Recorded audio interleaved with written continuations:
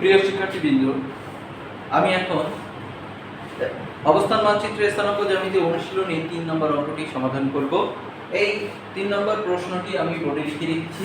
3 নম্বর প্রশ্নে বলা আছে, দেখাও যে a 0 - 3, b 4 - 2 এবং c 16 1 বিন্দু তিনটি সমরেখ। এখন সমরেখ কথার অর্থটা কি?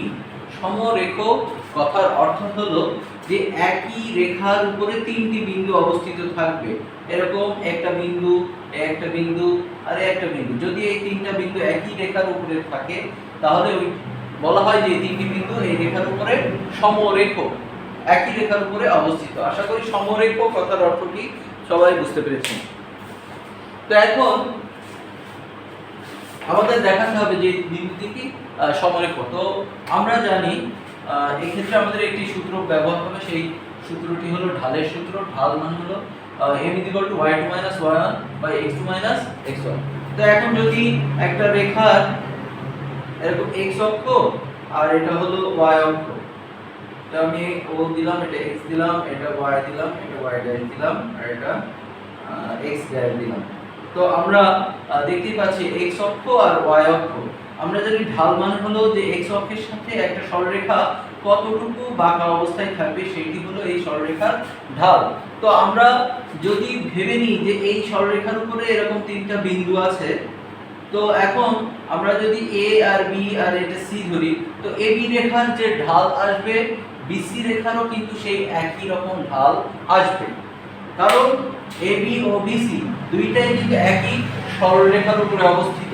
সুতরাং AB সরলরেখার AB এর জন্য যে ঢাল আসবে BC এর জন্য কিন্তু সেই একই রকম ঢাল আসবে। সুতরাং আমাদের এই অঙ্কটা করার জন্য AB দিয়ে প্রথমে আমরা A আর B বিন্দু দিয়ে ঢাল বের করব এবং পরে B ও C বিন্দু ঢাল বের করব। এবং যদি ঢাল দুইটা একই রকম হয় তখন আমরা বলতে পারবো এই তিনটা বিন্দু একই সরলরেখায় অবস্থিত। আশা করি এই লজিকটা সবাই বুঝতে পেরেছেন।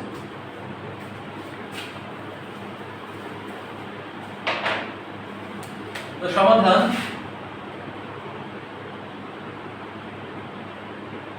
সর্বপ্রথম আমরা দেওয়া আছে বলে বিন্দুগুলো লিখে নিই। দেওয়া আছে a 0 - 3, b 4 - 2 এবং c 16 1। তো আমরা প্রথমে বলে দিয়েছি আমরা AB রেখার ঢাল বের করব। অতএব AB রেখার ঢাল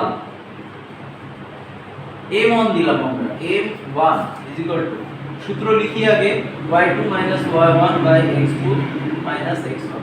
তাহলে আমরা সূত্র লিখলাম y2 মানে এখানে আমরা AB যে দুইটা বিন্দু, এই দুইটা বিন্দু নিয়ে কাজ করব। y2 বলতে এখানে -2 মাইনাস y1 মানে আমাদের প্রথম বিন্দু যে কোটি -3, x2 মানে হলো আমাদের দ্বিতীয় বিন্দু যেটা b এর ভুজ 4 মাইনাস এবং x1 যেটা 0। তো এখানে আমরা একটু হিসাব করি -2 থেকে -7 আছে +3 বাই এখানে 4 থেকে 0 মাইনাস করলে 4ই হয়, আর 3 থেকে -2 মাইনাস করলে আমাদের হচ্ছে 1/4।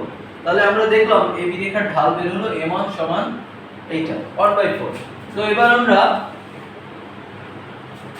অপর অংশ যেটা BC রেখার জন্য ঢাল বের করব। আমরা এবার BC রেখার জন্য ঢাল বের করব। সকলে মনোযোগ দিন। BC রেখার ঢাল m2 ধরলাম, এটা এখানেও সূত্র লিখলাম y2 - y1 / x2 - x1 = তাহলে BC রেখার জন্য আমরা C বিন্দুটাকে দ্বিতীয় বিন্দু ধরি। এই y2 ধরলাম 1 মাইনাস এবং y1 মানে হলো -2, তাহলে -2 এবং নিচে x2 বলতে আমরা 16 কে x2 ধরলাম আর এই 4 কে x1 ধরলাম। তাহলে 16 - 4 = এখানে 1 -3 সরি -2 এখানে হচ্ছে 16 থেকে যদি আমরা 4 মাইনাস করি তাহলে 12 উপরে হচ্ছে 3 নিচে 12।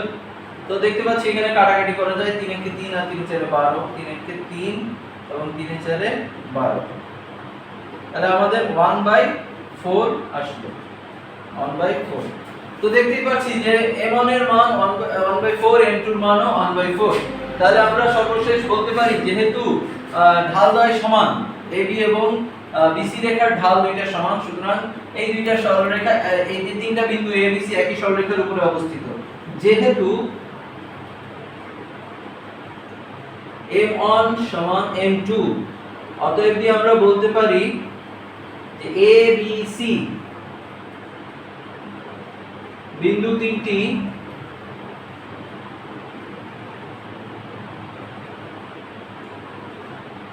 সমরেখ। এটা আমাদের প্রমাণ। তো আশা করি সকলে অঙ্কটি বুঝতে পেরেছেন। আমরা দুইটি ঢাল বের করব, ঢাল বের করার পর যেহেতু আমাদের দুইটা ঢাল সমান হয়ে গেল, তখন আমরা সিদ্ধান্ত নেব যে আমাদের এই বিন্দু তিনটি একই সরলরেখায় অবস্থিত। ধন্যবাদ সকলকে।